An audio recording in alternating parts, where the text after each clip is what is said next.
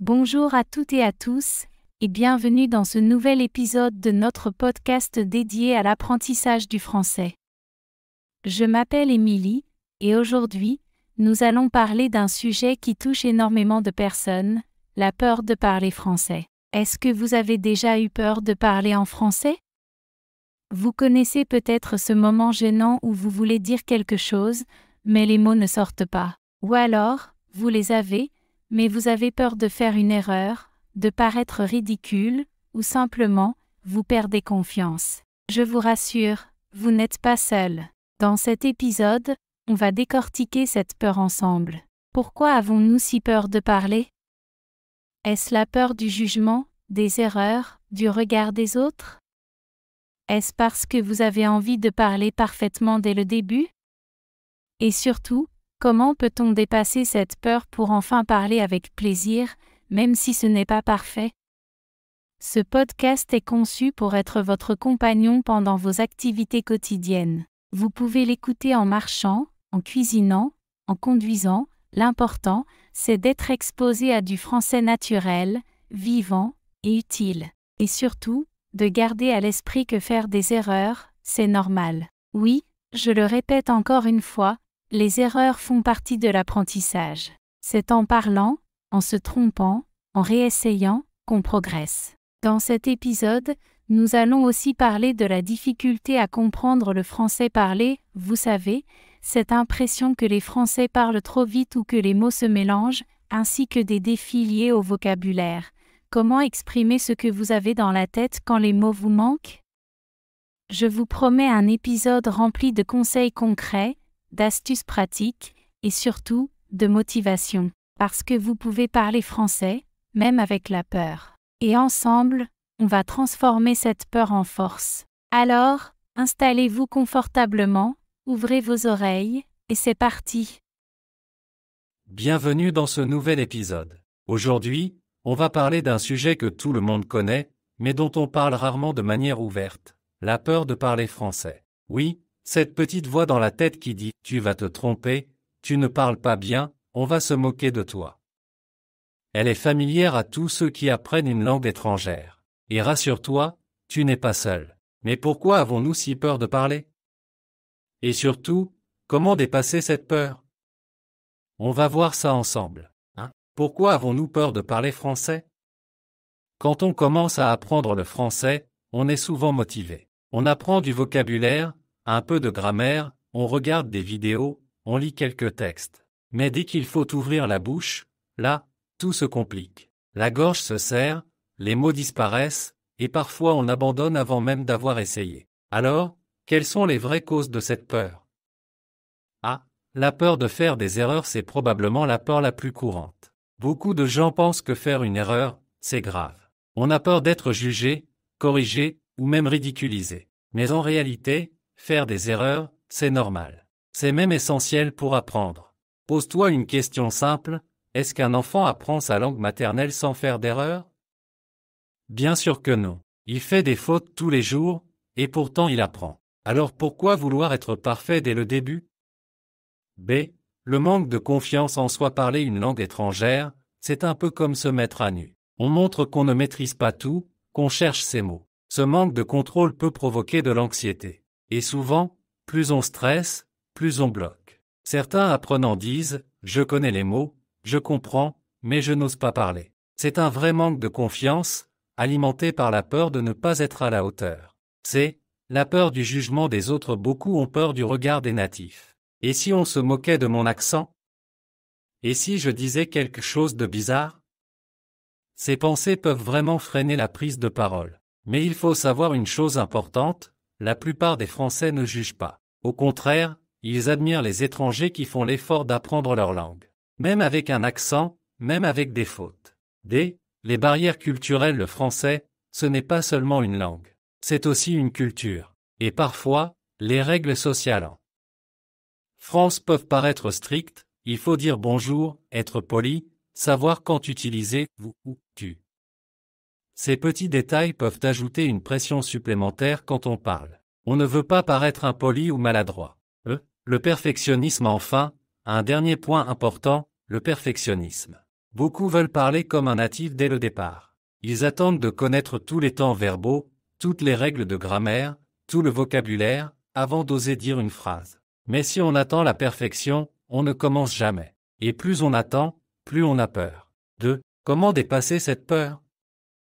Heureusement, il existe des solutions concrètes pour vaincre la peur de parler français. Voici quelques pistes simples et efficaces. A. Accepter l'imperfection, c'est sans doute la clé la plus importante. Tu vas faire des erreurs. Et c'est normal. Il faut arrêter de voir les fautes comme des échecs. Ce sont des étapes vers la maîtrise. Plus tu fais d'erreurs, plus tu apprends. Un bon exercice mental, chaque fois que tu fais une erreur, dis-toi « Super, j'apprends quelque chose ». Change ta façon de voir les fautes. Elles ne sont pas honteuses, elles sont utiles. B. Pratiquer régulièrement, la peur vient souvent du manque d'habitude. Plus tu pratiques, plus tu te sens à l'aise. Parler, c'est comme un muscle. Si tu ne l'utilises pas, il s'atrophie. Mais si tu t'exerces, même un petit peu chaque jour, tu vas voir des progrès rapides. Commence par de petites phrases. Même parler tout seul chez toi, devant le miroir, c'est déjà un bon entraînement. Tu peux aussi répéter des dialogues, imiter des phrases entendues dans les séries ou les podcasts. C. Créer un environnement bienveillant. Essaie de trouver des partenaires de langue avec qui tu te sens en sécurité. Des gens qui ne te jugent pas, qui t'écoutent avec patience. Il peut s'agir d'un tandem linguistique, d'un professeur, ou même d'un groupe en ligne. Le plus important, c'est de parler dans un cadre sans pression. Tu peux aussi t'enregistrer, écouter ta voix, et t'habituer à t'entendre en français. D. Se concentrer sur la communication, pas sur la perfection quand tu parles. Le but n'est pas de réciter une leçon de grammaire. Le but, c'est d'être compris. Et pour ça, tu n'as pas besoin d'être parfait. Tu as juste besoin d'être clair. Pense aux touristes que tu croises dans ton pays. S'ils font des fautes en parlant ta langue, est-ce que tu les juges? Non, tu fais l'effort de les comprendre. Les Français font la même chose. Tu peux dire une phrase simple et correcte sans qu'elle soit grammaticalement parfaite. Et ça suffit. Le message passe, et c'est ça qui compte. Faire des petits pas, n'essaie pas de tout changer d'un coup. Fixe-toi de petits objectifs. Par exemple, aujourd'hui, je vais dire bonjour à un voisin en français. Ou, je vais commander un café en français cette semaine. Chaque petite victoire compte. Et plus tu avances, plus tu gagnes en confiance. 3. Ce qu'il faut retenir, tu n'es pas seul à avoir peur de parler français. C'est une étape normale. Mais cette peur peut être dépassée avec des efforts simples, constants, et surtout avec une attitude positive. Tu ne seras jamais parfait. Moi non plus. Personne ne l'est. Mais tu peux devenir de plus en plus à l'aise, de plus en plus naturel, si tu t'autorises à faire des erreurs, à pratiquer souvent, et à t'entourer de personnes qui t'encouragent. Alors, qu'est-ce que tu peux faire aujourd'hui? Choisis une phrase simple et dis-la à voix haute. Répète-la plusieurs fois. Et demain, essaie de la dire à quelqu'un. Juste ça. Un petit pas. Et n'oublie pas, chaque fois que tu parles, même avec hésitation, même avec des fautes, tu gagnes. Tu avances. Et tu inspires les autres. Merci d'avoir écouté cette partie. Dans la prochaine section, on parlera d'un autre défi, comprendre le français parlé. À très vite. Bonjour à tous et bienvenue dans ce nouvel épisode. Aujourd'hui, on va parler d'un sujet qui frustre énormément d'apprenants, la difficulté à comprendre le français parlé. Tu lis un article ou un livre en français? Pas de souci, tu comprends les mots, les phrases, les idées. Mais dès que quelqu'un te parle à l'oral, c'est le blocage. Tu entends un flot de sons, tu reconnais à peine un ou deux mots, et tu perds le fil très rapidement. Tu n'es pas seul. C'est une difficulté partagée par presque tous les apprenants, même ceux de niveau avancé. Alors, pourquoi c'est si difficile? Et surtout, comment faire pour progresser? C'est ce qu'on va explorer ensemble. Pourquoi c'est si difficile de comprendre le français oral? D'abord, il faut comprendre que le français parlé est très différent du français écrit. Ce que tu as appris à l'école ou dans un manuel est souvent une version propre et standardisée du français. Mais la réalité, c'est que dans la rue, entre amis, dans les séries, on parle vite, on utilise des contractions, des expressions familières, et parfois même de l'argot. Un exemple? À l'écrit, tu verras, je ne sais pas. Mais à l'oral, tu entendras plutôt, ch sais pas ou même ch pas. 3 mots deviennent un seul son. Et si tu n'as jamais entendu ça avant, ton cerveau ne reconnaît pas l'information. Autre chose, les liaisons. À l'écrit, on voit, ils ont une voiture. Mais à l'oral, ça devient, ils sont une voiture. Tous les mots sont liés, collés. Et parfois, ça donne l'impression qu'on parle une autre langue. La vitesse. Un autre grand obstacle, les francophones parlent vite. Très vite. Et encore plus quand ils sont entre eux. Ils n'articulent pas toujours, ils raccourcissent les mots, ils utilisent des références culturelles que tu ne connais peut-être pas encore. Même si tu connais le vocabulaire, tu n'as pas le temps de reconnaître chaque mot, de le traduire dans ta tête, puis de comprendre la phrase. Le cerveau est dépassé. Mais ne t'inquiète pas, ce n'est pas une question d'intelligence ou de talent linguistique. C'est une question d'exposition et d'habitude. Plus tu écoutes du français naturel, plus ton cerveau s'adapte. La reconnaissance auditive, lire pas égal à écouter. Voici une autre chose importante à savoir. Reconnaître un mot à l'écrit ne signifie pas que tu sauras le reconnaître à l'oral. Prenons un mot comme accueillir.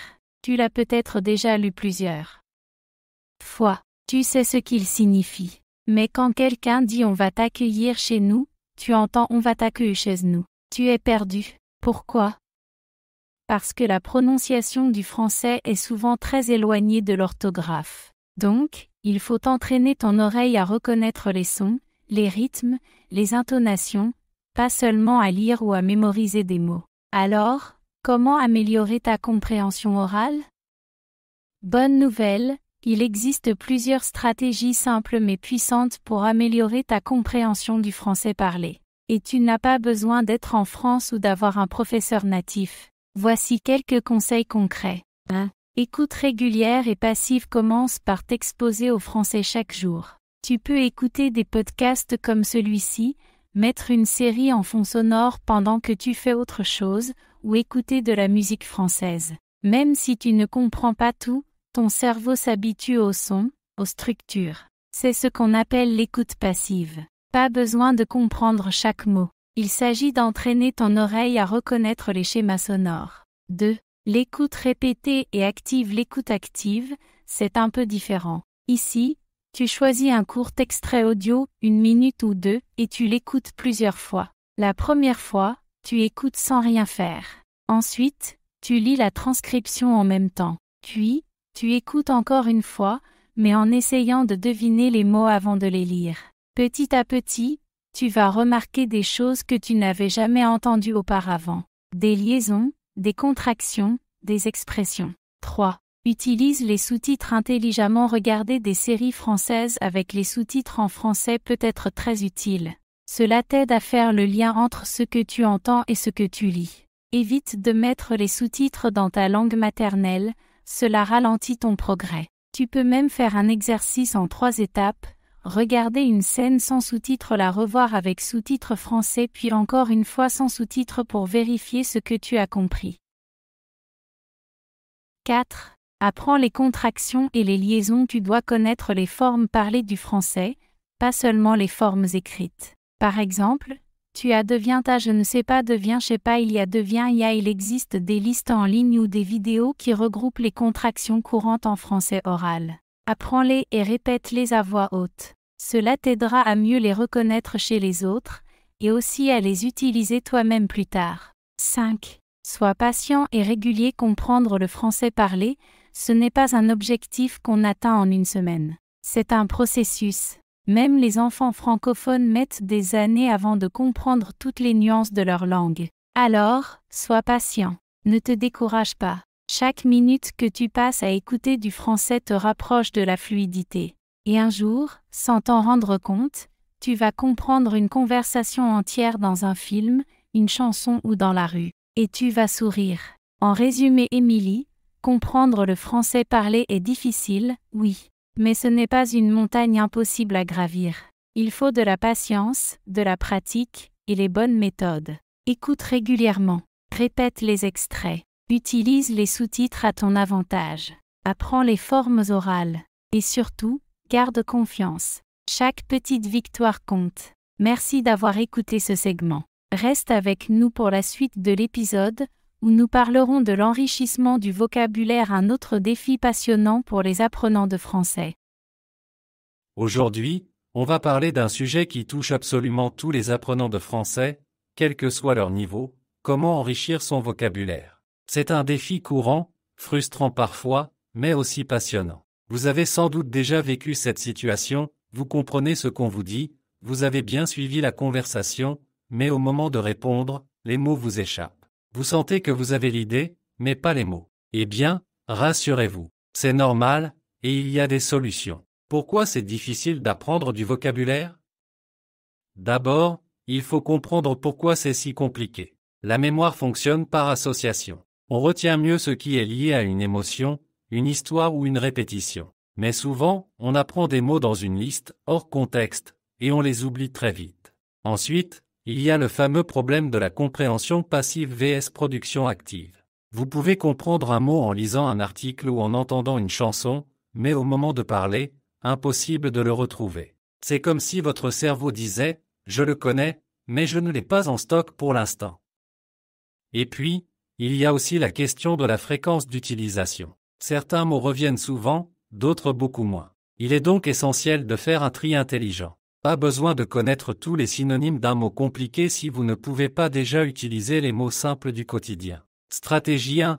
Exposition répétée dans des contextes variés. Une méthode puissante, c'est la répétition espacée dans différents contextes. Entendre un mot plusieurs fois dans des situations différentes aide le cerveau à faire des connexions solides. Par exemple, si vous voyez le mot ramasser dans une phrase comme « il ramasse les feuilles », puis plus tard dans « ramasse tes affaires », vous commencez à comprendre non seulement le sens, mais aussi comment le mot s'adapte selon la situation. Un bon conseil, écoutez et lisez du contenu varié. Pas seulement des livres ou des podcasts pour apprendre le français, mais aussi des blogs, des recettes, des bandes dessinées, ou même des vidéos de cuisine ou de bricolage. Ces formats vous exposent à un vocabulaire vivant, authentique et utile. Stratégie 2, lire ce qui vous plaît, et pas seulement des romans.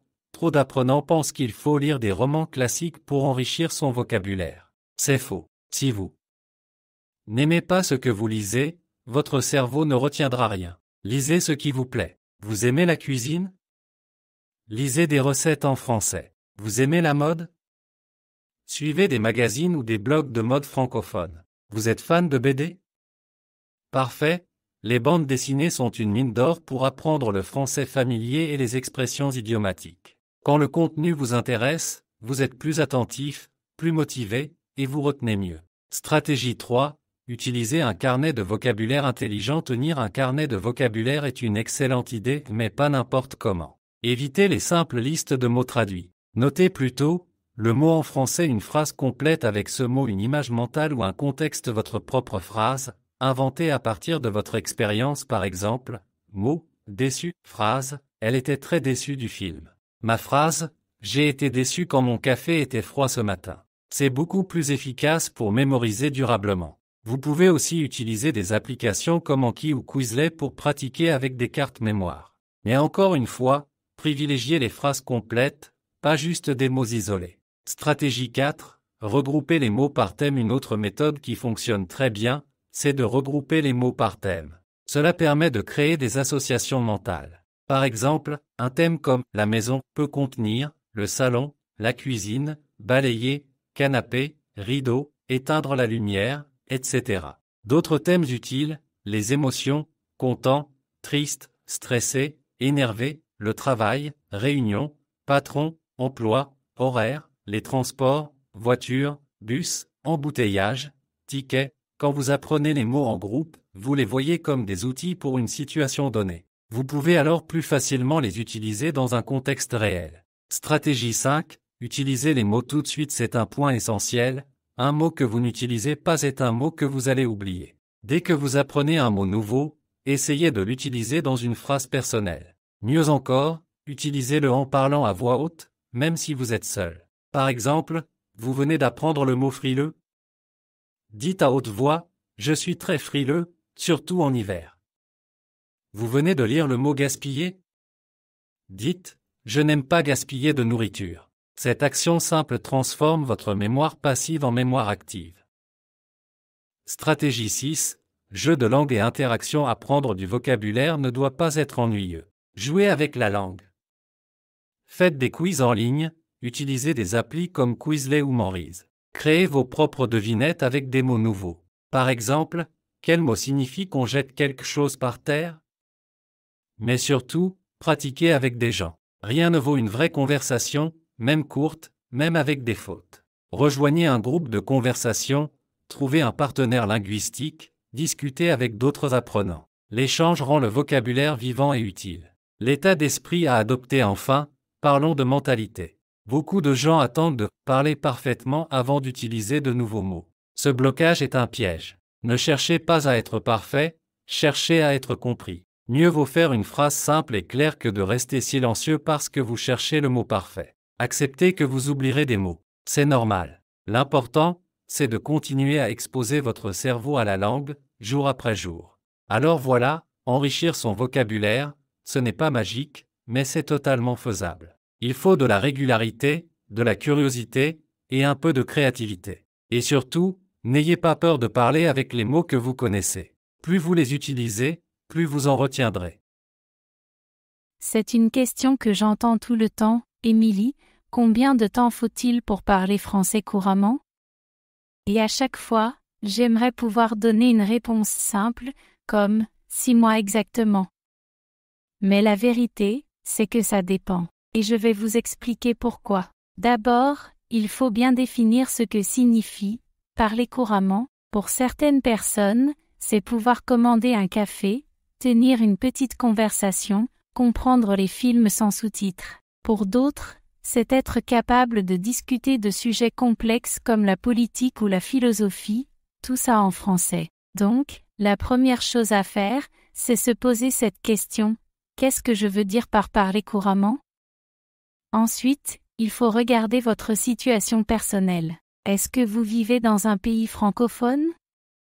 Combien d'heures par semaine pouvez-vous consacrer à l'apprentissage du français? Est-ce que vous parlez déjà une langue similaire, comme l'espagnol ou l'italien? Toutes ces choses jouent un rôle.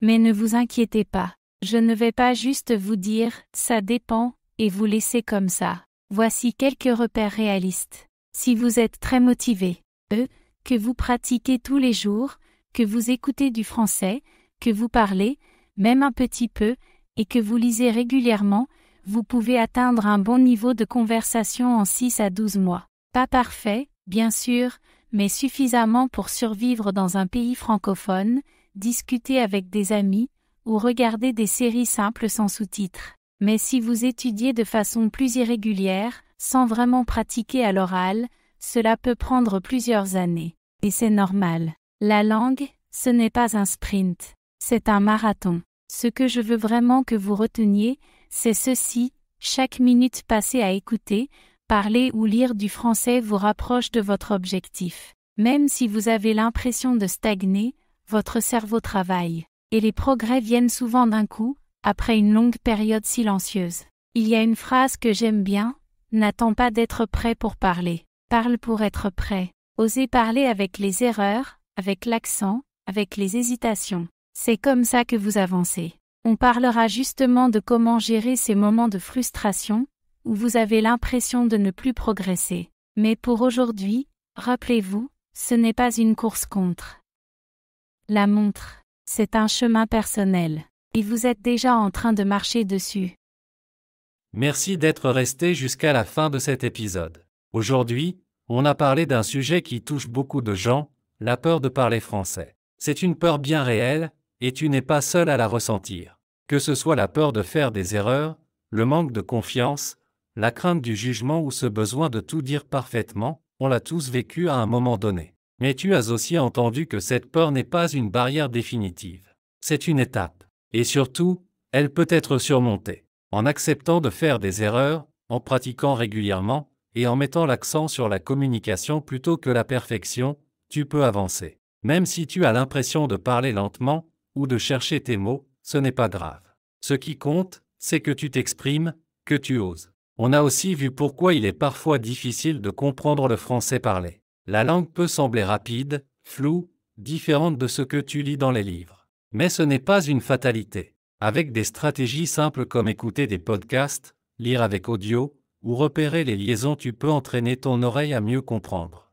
C'est comme un muscle, ça se développe. Et bien sûr, il y a le défi du vocabulaire. Savoir ce que tu veux dire, mais ne pas avoir les mots. Ça peut être frustrant. Mais là aussi, il y a des solutions. Lire des choses qui te plaisent, noter les mots utiles, jouer avec la langue, parler avec d'autres, chaque petit effort compte. Avant de finir, je voudrais te rappeler une chose, apprendre une langue, c'est un voyage. Il y aura des moments de doute, de lenteur, mais aussi des moments de vraie satisfaction. Ne te compare pas aux autres. Va à ton rythme. Et surtout, n'attends pas d'être parfait pour parler. C'est en parlant que tu progresseras. Merci d'avoir écouté cet épisode. Si tu l'as trouvé utile, pense à le partager avec quelqu'un qui apprend le français. Et bien sûr, je t'invite à écouter les prochains épisodes. On parlera bientôt d'une grande question, combien de temps faut-il pour parler couramment ? À très vite.